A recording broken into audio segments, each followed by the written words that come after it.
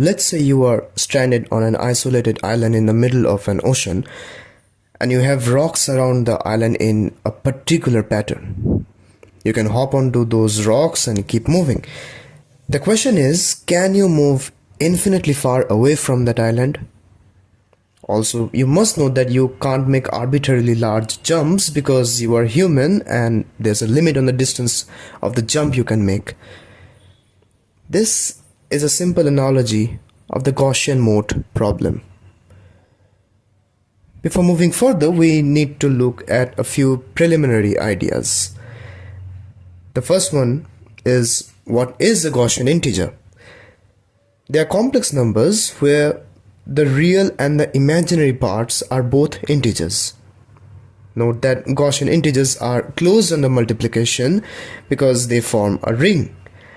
And also, certain Gaussian integers can be written as a product of other Gaussian integers. Units of this ring are plus minus 1 and plus minus I, which means they have multiplicative inverses in Zi.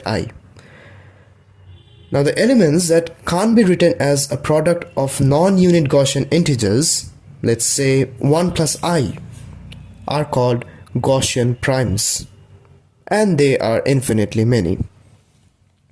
It's similar to the integers except it's in the complex plane. Now let's plot all the Gaussian primes. Now assume you are at the origin and need to hop onto the yellow points, but you can only move to a maximum of a certain distance in a single jump. The question is, can you move infinitely far away from the origin? More specifically, can you find an infinite sequence of distinct Gaussian primes where the distance between consecutive primes is bounded above?